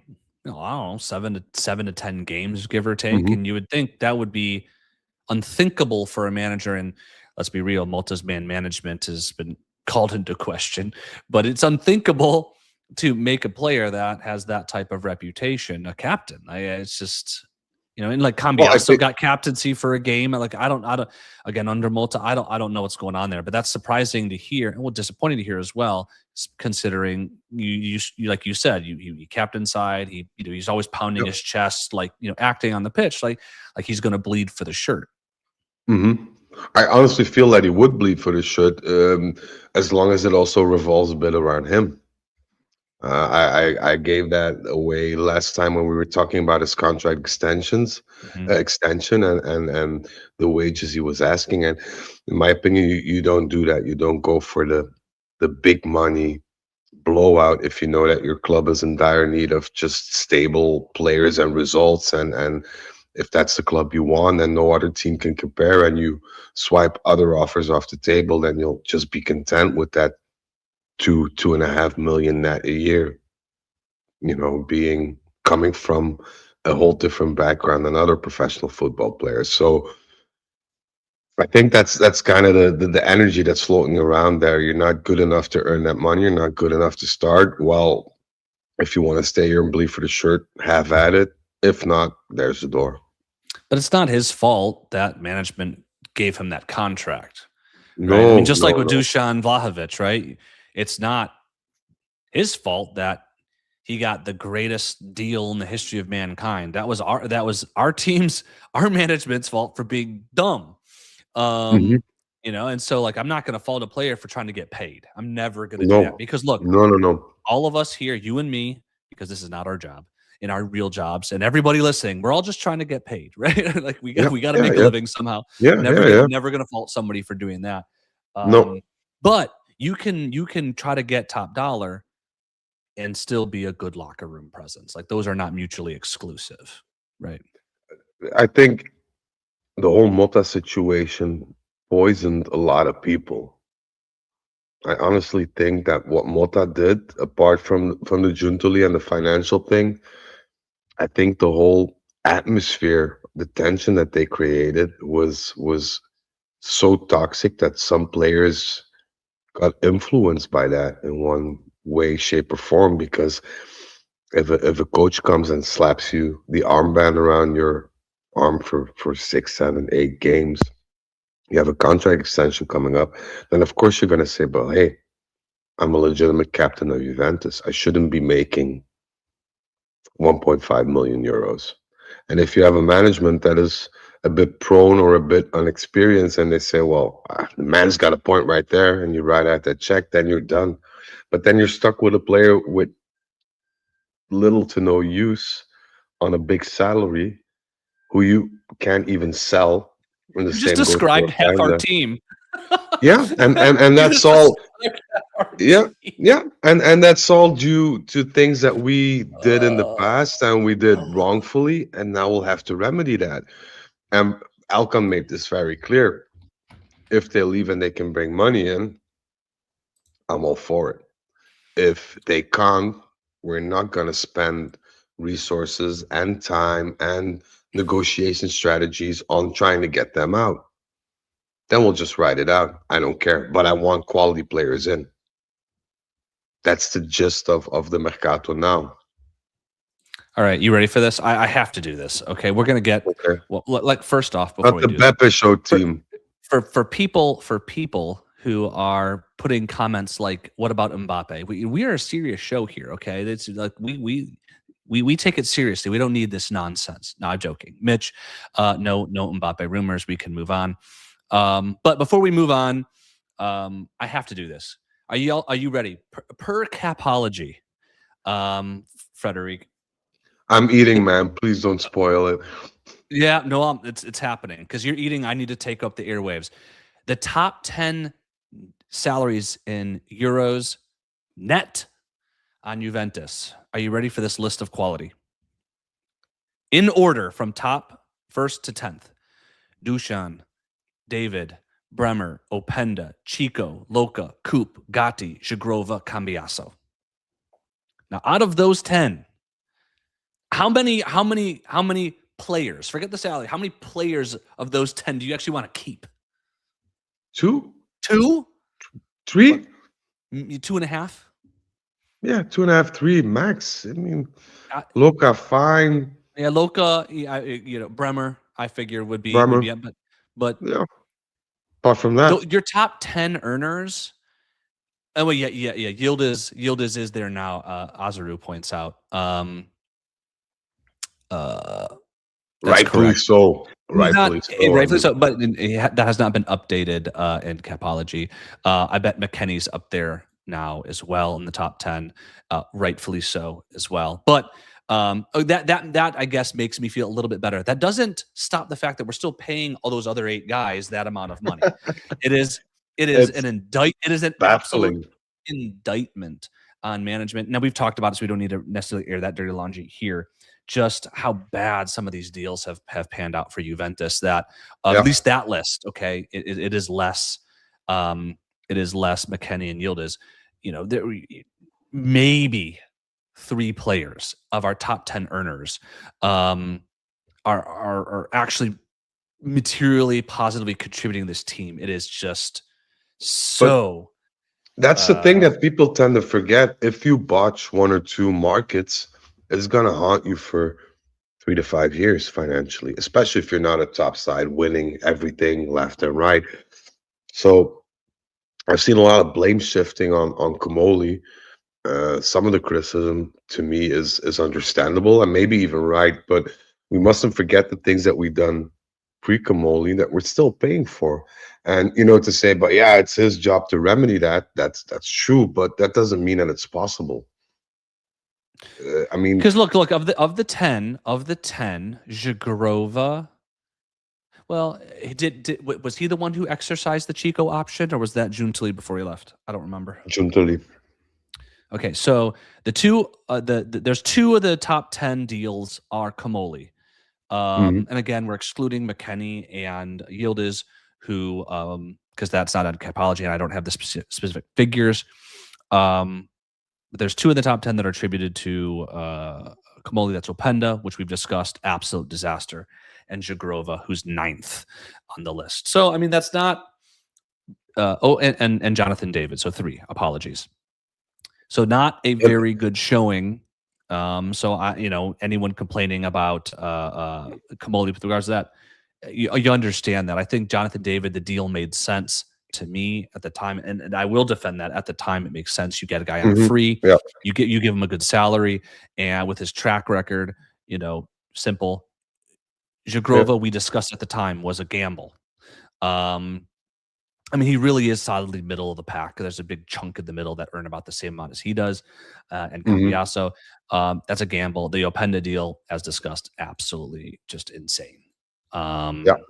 So I think we can leave it at there. Unless there's anything more you want to say about our wage structure, because I just had to digress to talk about that. No, but it's not the wage per se. It's the fact that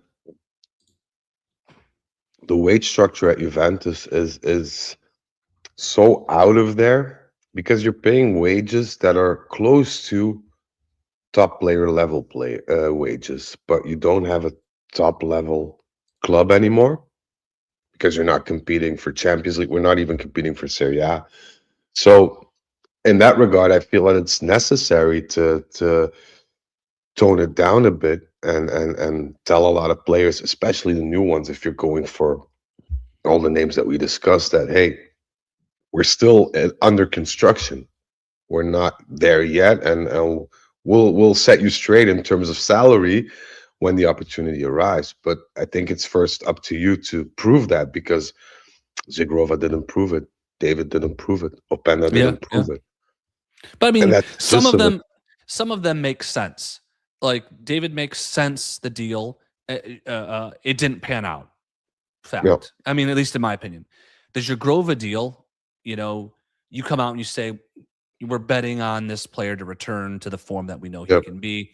It's riskier. true. It doesn't pan out. You kind of take it on the chin. Openda deal makes no sense. But when you put it all together, that's those are, as we said earlier, those are big L's. You know, Yeah, it's just like Nico, Coop, and Douglas Luiz. Those are your big yeah, bets. When all three fail, I mean, you could swallow one. All three failing, that's a disaster. yeah. So, obviously, that involved this summer's deals involved a lot less money than the previous, like a lot less money, which is maybe the only thing saving June Tully is the financial constraints with which he had to work in, and where he had very little choice. It Yeah. seems in some of these deals. And Sorry, also, I think, and we'll go ahead. no, but I feel that the strategy this year is a bit better in the sense that we're trying to attack players that are out of contract, in a sense that a player these days is 80% of the time always a gamble, especially if they haven't played in Italy yet. And you know, if you have to pay a certain wage, then you're stuck on that wage, which is a true fact. But on the other hand, if you have that salary cap, then you know what the maximum amount will be, especially in amortization. And the fact that you don't have to spend on the transfer kind of, equals the gambling part out of that equation. Uh, Because like Jonathan David, for instance, on a free, right? yeah, In a vacuum, horrible season, horrible season. in a vacuum, you look Yeah, at it, you say, okay, we signed him. He scored all these goals. He's got all these assists. Makes sense. We get him in. It doesn't work. You bid him adieu. hmm For what for €1, 10 hmm euros, or 15 million if we're thinking low side. Well, you can wash your hands and say, you know what, it didn't work out. You go, we made yeah, 15 million euro, and go yeah, go somewhere else. yeah, Um, there's very little harm in that. Like again, why the Jonathan David deal doesn't really bother me too much. It's it's just what my concern is when you look around him and you see Jean Mario on loan doing not playing for us. You see the Openda deal, which is we don't need to beat that dead horse again. no, Jagrova not being able to get fit. I mean, that's what's concerning. I think that the is in a vacuum, free transfers and some of the names we talk make a ton of sense. We need yeah, to figure out how to unlock these players. I think finally, not for Jonathan David maybe, but for other ones, finally we seem to have a coach who's getting the best out of the most of the players at his yeah. disposal. So that's at least one positive thing. Okay, apologies for my digression on management and our salary Never structure as apologize, is. man. It was just something that I think it bears repeating on how horrible it is. Matteo Pellegrino from Parma. A lot of people bring him up every episode we do of this. I don't know Big, why. big physical forward for Parma. He is under contract, I think, for like 3 or 4 more years. And unlike hmm Sassuolo, Parma is much more difficult to buy from Juventus. So I don't see this happening. Just due to the length on his contract and how they kind of hold us over the coals. But I'll let Frederic give his opinion because he has the contacts.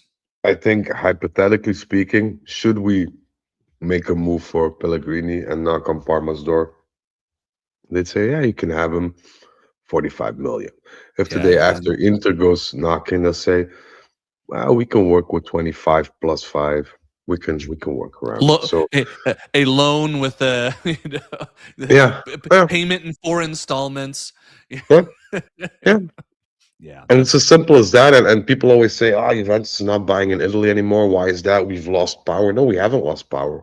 We're just tired of sponsoring teams no, and we're taking building it their back. youth academies. Yeah, We're taking it back by not selling, by not buying from them. We're taking back yeah. the power. If they want our money, you be reasonable. Because 10 years ago, if a player got offered a transfer to Juventus, regardless of where he played in Italy, 9 times out of 10, he would have wreaked havoc in order to get that transfer done. And now it's, oh, but you need to pay us this and that, and I don't think that Juventus is playing that game anymore. I hope not. I mean, if people are hopefully they're not surprised by this, but we all do a lot of prep before we do episodes like this or our post games or whatever it might be. And when I was preparing for one show that we were doing, I looked at all of the transfer activity, the financial aspect of the transfer activity of Juventus over the last decade, or since Pogba was sold.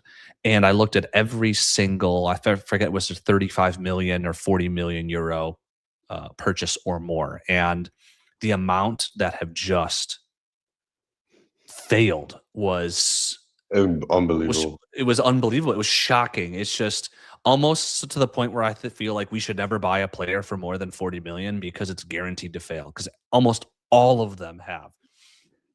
Right. And so I am all for a stricter um review process and more detailed criteria that go into purchasing than just vibe moments of Juntali, bringing in Coop because of his name, not looking into whether he would fit with Mota, which we saw very quickly he just wouldn't have based on how Mota played versus Atalanta. Um, so I'm all for a little bit more strict approach. There is a strange question. Oh I dear. have to add Here- this. There is a very strange question. When there are all these kind of steps in between of being interested in a player and buying it, there are a humongous amount of steps. Somewhere along the steps, the interest becomes concrete. You start talking numbers, you start talking this, doing that.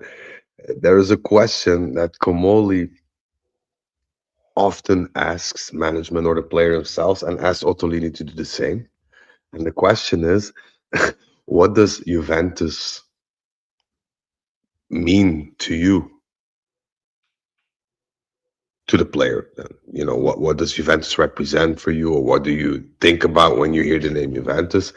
And then basically that's very like a psychological test to see how they respond. Have they done their homework? Are they interested? Because even if you don't know anything about Juventus, but the interest is there, you might as well, dive on the internet and have a good search and see what it is all about and whatever.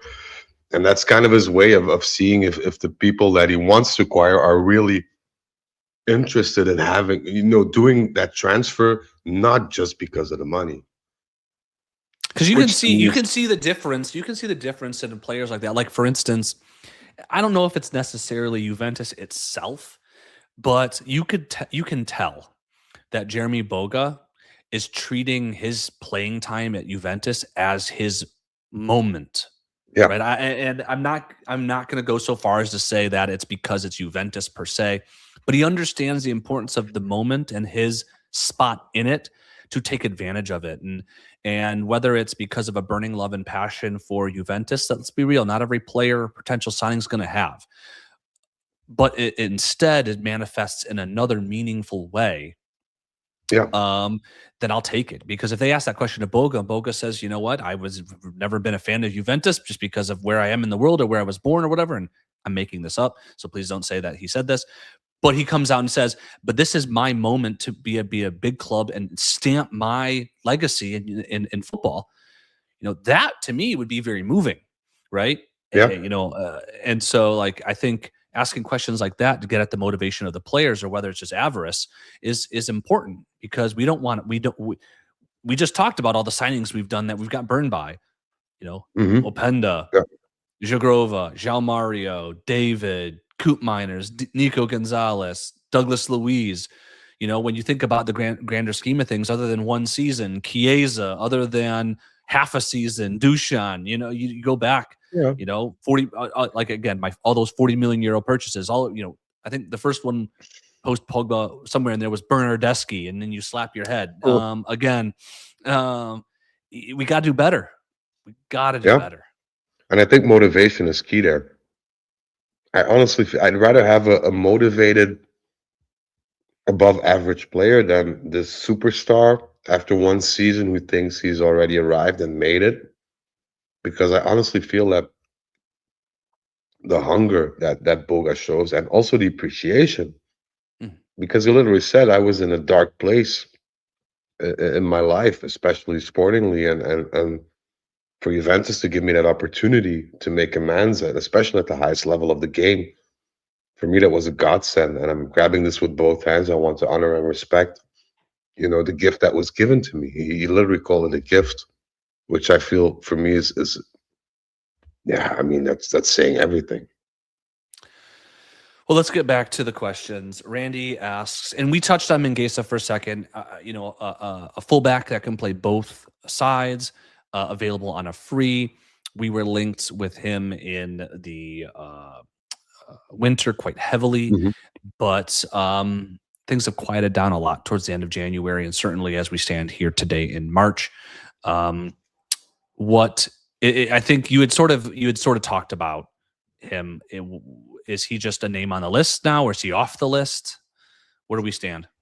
I'll be a bit more cryptic about it. Imagine you having a player, wanting a player, and that ticks all the boxes, and that you say, as a whole, as management, okay, this is somebody we're going for. We decide unanimously that this is somebody who can reinforce the team. You get all into all these efforts to talk with him, his management, and for some reason in the transfer market or the winter transfer market doesn't work out, which can happen because it's a shit timing, the winter transfer market thing. Do you honestly think that those types of players just get scraped off a list? Or do you feel, or do you think, and this is just an open question, that maybe you've spoken in great lengths with that player, and a deal is already set in stone with that player on a personal level, which is by FIFA regulations still fair. You can make a deal with a player about Mhm. wages or whatever. Um, I honestly think that Juventus is going down that route, just locking in the amounts of yeses, and then going to the teams and saying, well, we talked to the player, we talked to you guys, we're here now, what are we going to do? And then, because then you have leverage as well. Yeah, I think the answer to your question is we know that all deals are generally worked on over time, and so we know that unless Minguez has done something, he's still on the list. Yeah. Um, and he's a tantalizing player. But I think the theme of what you've told me of today is that there's a lot of players being evaluated. I mean, we talked about 5 center mid Yeah. center mid players that are available on a free. Yeah. Yeah. And that's not even talking about various transfers and so on and so forth. So there's a giant list right now, and Yeah. I feel like the list will get bigger over the next couple of months before it then shrinks dramatically. Dramatically is not a word. Dramatically. Dramatically is a No, word. no, dramatically is drastically and dramatically put That's why it's one together. of the best We're just words ever. we're just making words up all day, Frederic. It's just, I and love I it. don't I I don't have love an it. excuse. English is my first language, and I speak it so poorly.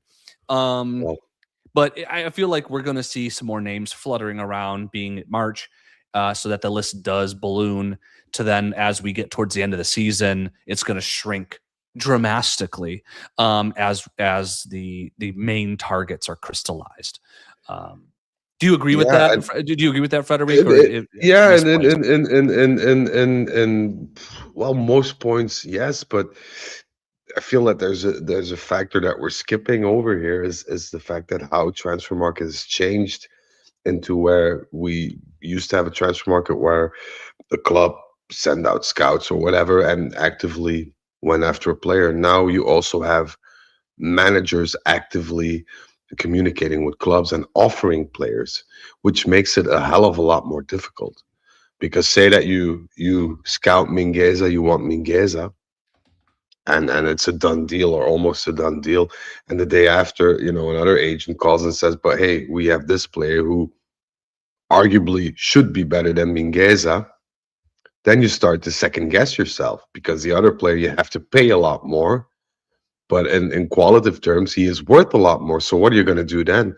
It opens up the room for all kinds of mistakes, especially if you're unexperienced. And I think that's something that we're paying for now. That we had management that was fairly inexperienced in football as a whole. Maybe not managerial or whatever, but in football they were a bit unexperienced, and that's why you say, "Hey, this Opando chap, he's fast. He can score a goal. He scored a lot of goals. My algorithm says so." But that doesn't mean that he'll be a good fit for your team. That doesn't mean he'll be the extra factor that your team needs at that point. So it's a bit of a learning curve and a market that's constantly evolving and changing. And I honestly, 10 years ago, if you'd asked me, "Hey, wouldn't you like to become like a player agent or whatever?" I thought that'd be awesome. But today I'd say no, no, no, please, no, hell no. I wouldn't want all that. I wouldn't want all that. And then you have to take into account as well as the bonuses that a lot of managers get right now. Because that used to be agencies and then they got like a percentage of the transfer fee. That was the main deal. Now it's just, oh, you want my player to sign for you?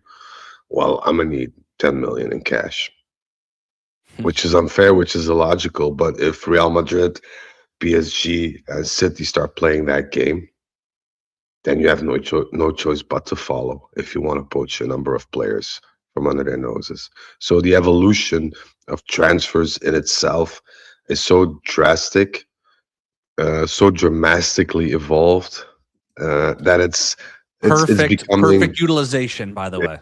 I have my moments that it's becoming a lot more difficult to sort out the good from the bad, especially in terms of managers and players. Getting back to the questions, and thank you for that, Frederic. Getting back to the questions, Mitch asks about Patrick Berg. Obviously, having a good season and Champions League with Bodo. We talked about him in the winter, considering how cheap we would likely be able to get a player who plays for the Norwegian national team and played so well against us. I think the conclusion then was it's not a fit. Any change to that? No, and I think his price is quadrupled right now, so the fit has become even less sexier than Yeah. it was in the winter already. All right. TT wants to know what you've heard about Andrea Agnelli coming back. Uh, I don't know if Andreas coming back. I'm pro, but the rumors that state with Devazini, with the Teeter owner and things like that, I'm gonna make two things very clear. All right, here we go. Alcon, even if you get an offer in for, let's make it around 110 billion, I don't think Alcon would sell. I'm gonna tell you why Alcon won't sell, because there's a clause that exists that he's not allowed to sell, or else everything that Alcon has or the family has will be donated to charity. So I don't even think that Alcon is in a position to sell, or at least not his majority. Will Alcon sell off maybe 10-20% of his stock and allow the board of directors to nominate Agnelli as a president? Yeah, who knows? I think the same could be said for Platini, the same could be said for Del Piero, the same could be said for my cat. That's of no relevance. But selling the club and handing it over, um, I don't think that's going to happen. There is a term, that a deadline that's set on that. So I think Alcon's main objective now is to get investors in, get people involved Mhm. financially and sportingly, in order to expand Juventus and bring us back to where we were. Because a lot of people are anti Alcon, but make it make sense, because if Juventus earns money, then Alcon earns money. It's as simple as that. So Alcon has no advantage of disadvantaging Juventus in that way. He wants to see Juventus thrive, but it has to be done with a certain vision. And of course, he's not going to be the one that's going to fork out 100 million every year just to pay the debts. But I think all this we underestimate the power of the Agnelli family at times. And Alcon is still a member of the Agnelli family, and I know the cryptocurrency buzz and the all these hyped bubbles.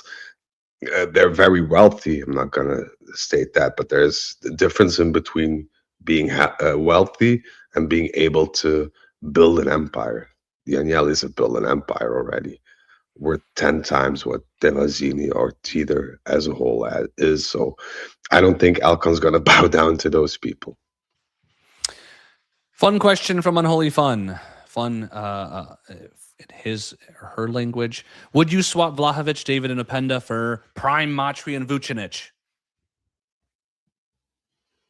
In terms of they're worth X amount, these guys are worth X amount. I will say just from a sporting standpoint. Because finances, I mean, you're dealing with different eras and finances. Blah, blah, I can't. I mean, you're the tactical genius. I'm asking you. No, I wouldn't. I wouldn't, because I don't think the Matri or Vucinic that we remember would fit the football or the team that we know now. So I think that's swapping useless players for useless players, which to me is not, helping Juventus.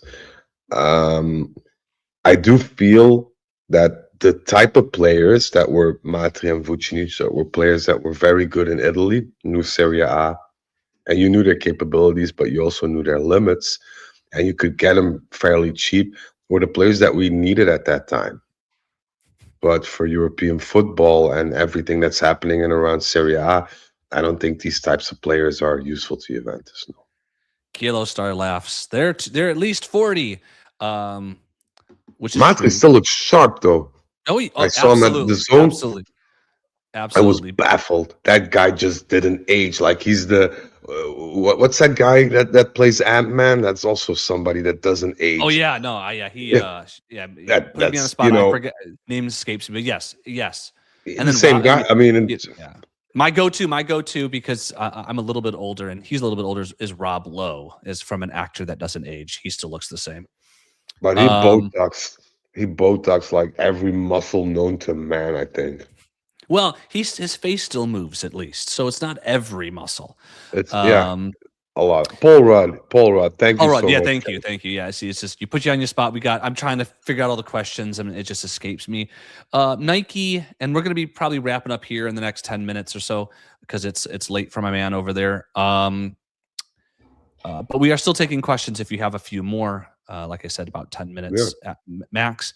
Nike asks, am I the only one who thinks players like Locatelli and McKennie are good backups? Only Yildiz, Thuram, Bremer, Kalulu, and eventually Conceição are first-team players. I love Cambiasso for the bench.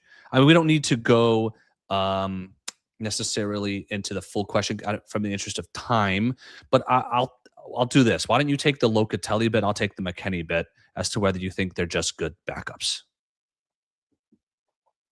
I think Locatelli, given certain players that surround him and given a certain playing style, excels in almost everything that you want your defensive midfielder in 2026 to do.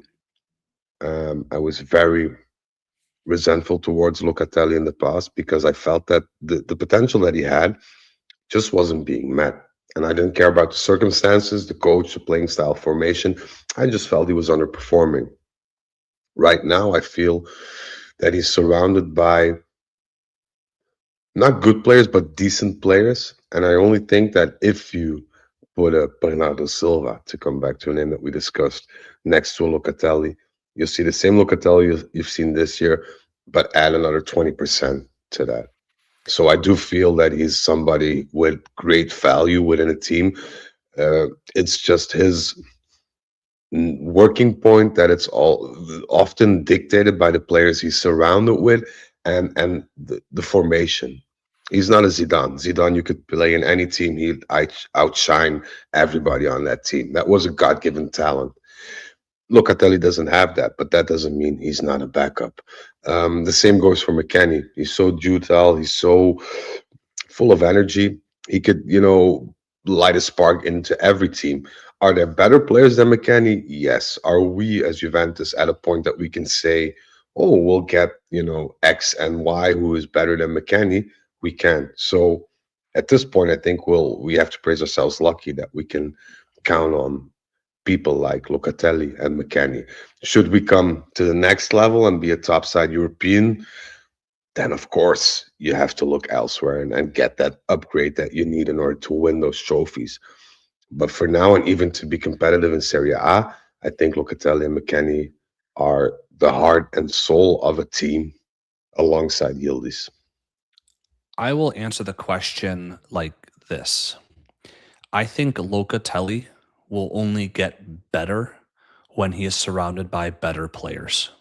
Well, Conversely, I should say, I think McKennie's importance to this team diminishes the better players we have around him. Because of what Locatelli does, what he does, and I feel this very strongly. What he does, he is a top player in the world at that role, and he needs players around him that have yep, skill sets that he doesn't have, a la Bernardo Silva. So you put better players around him will only make him shine even more based on what he can do in a team. McKennie, though, is not a specialist like Locatelli, who does Locatelli does two or three things fantastically. McKennie does everything well, which means that in a team like Juventus is right now, where we're rebuilding, he is enormously valuable because we need a player to plug into spots where we have holes, because we have holes everywhere. But as we start to fill those holes with stronger players, we no longer need a jack of all trades. We need players who fit a certain profile in a certain position to maximize the utility of our team. So yeah, I think if you project out our team to the future where we're once again at the top, I could see Locatelli still in that team. I would probably see McKennie on the bench for that team. yeah, That's yeah. my And also, what I want to say is lately you see a lot of people doing the FIFA transfers and saying, "Oh, I want this player, that player," even not related to numbers or finances. But you have to take into account that you need chemistry in the team as well. And if you ask a lot of players, especially Yildiz, why they like McKennie, they'll probably say because he runs a lot. And that's not diminishing his qualities, but in order for him, or in doing so, he lessens the workload for Yildiz, who has other talents. Locatelli being maybe not the one that scores most or hands out the most assists, but he's the one that gets you that ball in the first third of the pitch with a vicious tackle and send somebody on the way to provide that assist. That's the reason why you have those kind of players in your team. If you put 11 Zidans on the pitch, the chemistry is gone, the balance is gone. So now what we need to but do, the I feel, as football is Juventus, beautiful. the football, you have roulettes flying around all around and overhead kicks galore. But I think this is what Juventus needs to do. And I think that Comoli and maybe Modesto and Ottolini saw now is that we have these pawns that dictate the chemistry within this team, but they can be uplifted by adding other points with certain other amounts or specialities or chemistry or whatever, and not just looking at the names or the performances that they had in the past, because all that, you could throw out the window. If you look at Koopmeiners, he was one of the best central midfielders in Europe, I might argue, at his Atalanta period, and came into a team with no chemistry, with a lot of tension, a lot of toxicity, and mentally shut down. So you need these players like the McKennie ones. You push them out, you sell their locker room, so to speak, on eBay, but they still come pounding at your door, wanting to secure that place in the team. You need those guys like Locatelli, who underperform, but all of a sudden reach their full potential due to shifting a limited amount of pawns within the team. And Nike here says Thuram is definitely better than Locatelli. Well, you know, He I want to. sparked some comments in the chat, by the way. So Nike, who asked this question, responded to our comments by saying that Thuram is better. Unholy Fun and Azaru very much disagree. Sorry, continue. Me too. No, I just want to say, Nike, that if you want to judge a team and watch a game on TV, the first thing you need to do is turn the TV on, because if you're telling me that Thuram is better than Locatelli, I'll have to. Yeah, no. They're two different players in terms of style as well. Basically, the comparison is not to be made, but the level of consistency that Locatelli puts in, I'm sorry, that's a whole other level. I think Locatelli's two plateaus above Thuram. I'm not saying that Thuram won't reach it. He has the potential, but the consistency that Locatelli has is I think even in Europe, let alone Thuram, unmatched. I think sometimes when we view players, and I fall victim to this, is you look at a player through the lens of their potential as opposed to their production. And I think that is fair when you look at younger players. Like we've at times been critical of Yildiz this year, but Yep. but I think we've generally been softer in our criticism because we're looking at him through the lens of his potential, in addition to the usefulness on the current squad. Thuram, I feel like we do the same, because if you look at it just objectively, statistically, based on his involvement, I mean, when I say statistically, I'm not just talking goals and assists, I'm talking touches, tackles, all that stuff. Thuram has, I think, very objectively, and feel free to disagree with me, failed to take the step forward that we saw him moving towards at the end of last season this year, which is a big disappointment. Yep. Meanwhile, Locatelli has grown enormously, especially in light of like all the Spalletti hates Locatelli, narrative and everything. He's grown immensely as a captain. When and we've talked about this, how he was kind of considered a little bit of a weak. I'll just summarize it as a weakling in the locker room. We don't need to get into the specific words and all that stuff, but he's grown as a captain. He's grown in his contribution on the pitch. He is top. He's a top 5 player in the top 5 leagues in various categories, passing Yep. and defensively. And I think that just whether you love Thuram for his potential or what he can do, which I agree, he's got probably a much higher potential than Locatelli. I don't think there's much argument to be made from a production standpoint that he has exceeded Locatelli this year. Yeah, and in football, that's often the case, because I came across players even when I was playing that had such huge amounts of potential, but for some reason, be it mentally, be it physically, they didn't reach that. So it's hard to think of comparing players while one is still growing. I feel, if you look at Thuram, especially in a very difficult role, let's not forget that, in a team that doesn't make it easy, in that role to be essential. And I'm gonna have to disagree with Nike again. There are a lot of big European teams that want Locatelli. It's Well, not, you yeah, don't read about it or whatever, but Locatelli made it very clear. I don't want to move. there were offers I'm for him, happy weren't here. there? I don't remember if it was the winter or the summer, There, but there were offers there for him. still are, and I'm not gonna name the teams, but um, you can only appreciate a player like Locatelli in your team when you miss that creative link. We miss a Bernardo Silva. I can honestly say that Locatelli will be better with Bernardo Silva, Mhm. but less eye-catching. Locatelli's been very eye-catching this season because he does the work of 3 midfielders at times. Um, Whereas Thuram is very one-dimensional as a player, I feel. There's some really good discussion in our chat about Locatelli versus Thuram.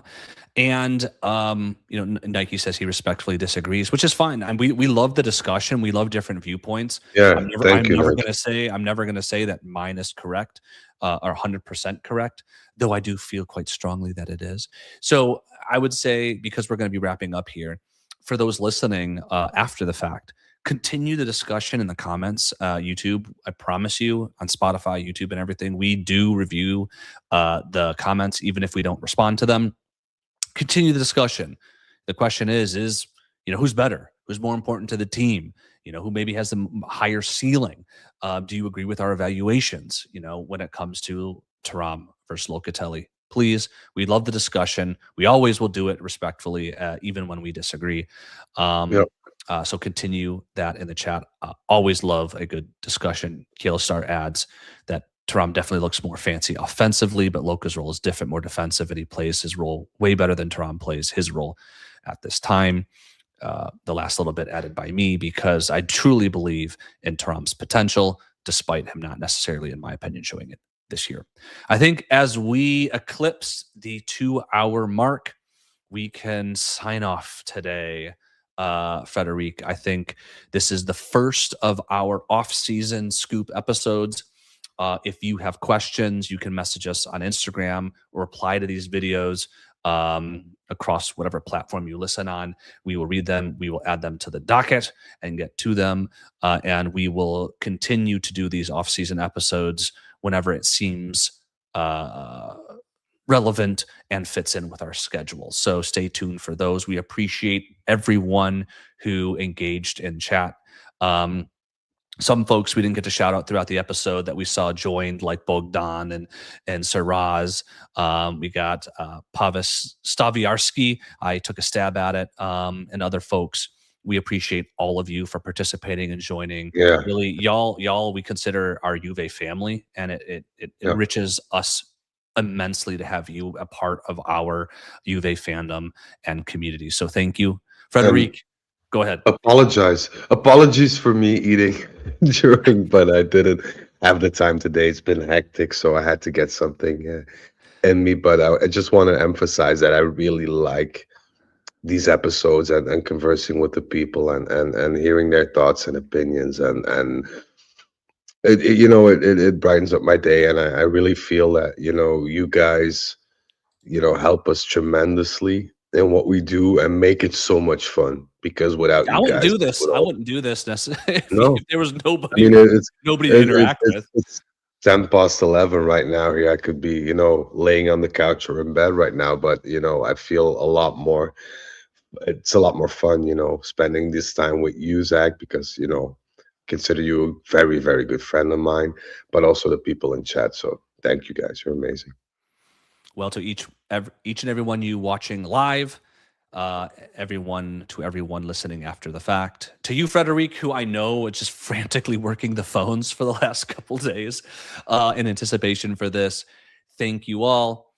We will speak to you again soon. I believe our next episode is the post game, and then hopefully we'll do an international a week couple episodes, sort of fun episodes for you as well. So Celebrate stay tuned to those. Spalletti's contract renewal as well. Yeah, there you go. But I appreciate all of you. Until we speak again, which will be soon, as always, Forza Juve.